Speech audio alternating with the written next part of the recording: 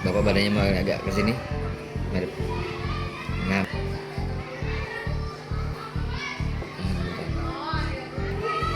Ini dia waktu kelas berapa ini, Bu? Ini kelas 5. Masih Bu kayak tadi. Fotonya sendiri. Ruang kelas 6 ASDN Guntur Kota Cirebon mendadak hening setelah kabar duka menimpa salah satu siswinya, Lovanya Evelyn Kautsar. Bocah yang dikenal cerdas, santun, dan berperilaku sangat baik itu kini harus menghadapi cobaan hidup yang berat di usianya yang masih sangat muda. Lovanya menjadi satu-satunya korban selamat dalam kecelakaan maut yang terjadi di Tanjakan Gronggong, Kabupaten Cirebon, pada Senin, 13 Juli 2026, sekitar pukul 12.30 waktu Indonesia Barat. Saat itu, ia masih terbaring tak berdaya di RSUD Gunung Jati dan belum mengetahui bahwa ayah, ibu, serta adik bayinya yang berusia 7 bulan telah meninggal dunia. Kabar duka tersebut baru diterima keluarga besar SDN Guntur pada Senin sore sekitar pukul 16 waktu Indonesia Barat. Kepala SDN Guntur, Anindito, mengaku sempat terguncang saat pertama kali mendengar informasi bahwa salah satu anak didiknya menjadi korban dalam tragedi itu. Ia mengatakan, setelah menerima kabar tersebut, pihak sekolah langsung melakukan validasi informasi. Setelah dipastikan benar, para guru bergegas menuju rumah sakit untuk melihat kondisi Lovanya secara langsung. Sesampainya di rumah sakit, pihak sekolah mendapati bahwa ayah, ibu, dan adik Lovanya telah tiada.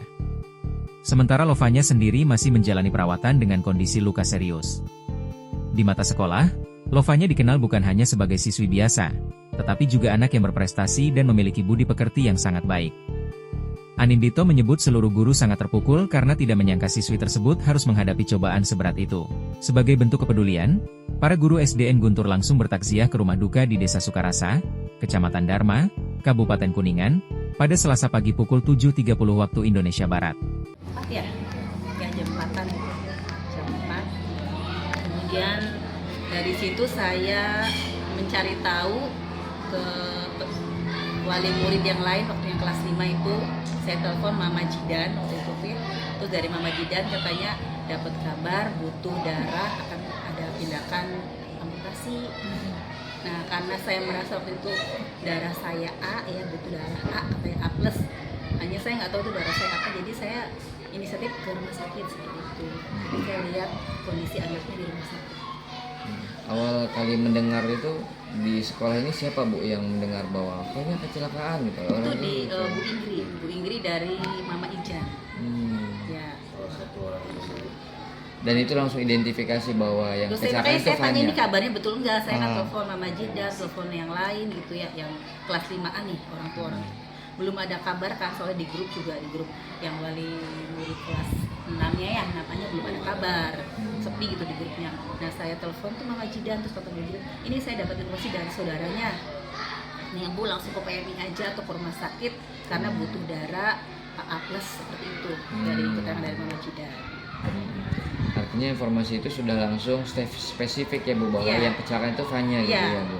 Betul enggak kata saya tuh, ini betul kata saya tuh. Iya Bu betul, ini dari saudaranya. Kemudian saat di rumah sakit akhirnya Ibu mendonorkan darah atau gimana? Saya ketemu sama wali kelasnya, kelas 6A. Terus? Terus bagaimana Bu? Di sana saya lihat kondisi anaknya, bagian tangannya, kemudian kaki di sebelah kanannya. Terus anaknya juga belum sadar, jadi sadar cuma hanya setengah sadar tuh, jadi responnya ya belum bisa ngobrol ya. Jadi hanya saya bilang ke dia, kayak elus-elus tuh kepalanya, rambutnya, saya bilang kayaknya ini Bu Lala sama Pak Win, saya bilang gitu. Ya nggak ada respon gitu. Terus anaknya ya seperti itulah, belum nggak sadar ya, setengah sadar. Terus kami, Pak Win dan saya ketemu dengan dokter yang dari situ ya Pak Win ya. Dia dapat keterangan memang katanya harus amputasi. Di bagian apa ya Bu? Kaki. Kakinya yang bagian kanan. Oh paha berarti ya Bu ya. Terus informasi kemarin terakhir tuh dari lutut ya. Iya akhirnya ya amputasinya dari lutut, selutut. Kalau Tangan tangan juga ada dikit, nggak tahu ya kalau tangan dikit aja. Terus bagaimana Bu, apa yang dilakukan juga pihak sekolah untuk membantu kondisi ini terkait? Apakah kalau melakukan pendampingan? Ada ya, gue datang juga. Kemudian kami juga ketemu sama pihak keluarga dari almarhum ayahnya Lovanya ya, Pak Enggar itu. Ada situ neneknya ya di situ. ngobrol juga, sempat ngobrol saya, bapak kepala sekolah, Pak Nur juga dari pihak sekolah kemarin itu mengumpulkan bakti sosial lah, kayak semacam infak ya, infak. Dana udah terkumpul sekitar 3 jutaan. Alhamdulillah dari orang tua ada respon yang baik lah. Terus bagaimana Bu pendampingan terhadap sekolah nanti Fanya ke depannya? Ya insya Allah kami akan berusaha ya sebaik mungkin ya, mungkin untuk memantau, terutama mungkin wali kelasnya yang nanti akan sering berhubungan di kelasnya. Dan yang lain. Siap Ibu, selama 5 tahun ini bagaimana Bu Fanya di mata Ibu dan di mata teman-teman Bu? Ya di mata teman-temannya anaknya baik, supel, mudah bergaul, kemudian perhatian. Ada temannya yang tidak main, misalkan ya lagi duduk sendiri, ayo main gitu. Anak memang seperti itu, ceria. Unggul di bidang apa Bu biasanya? Di semua pelajaran dia bagus. Hanya lebih menonjol mungkin di seni ya, Pak ya, menggambarnya dia bagus. Oke sih.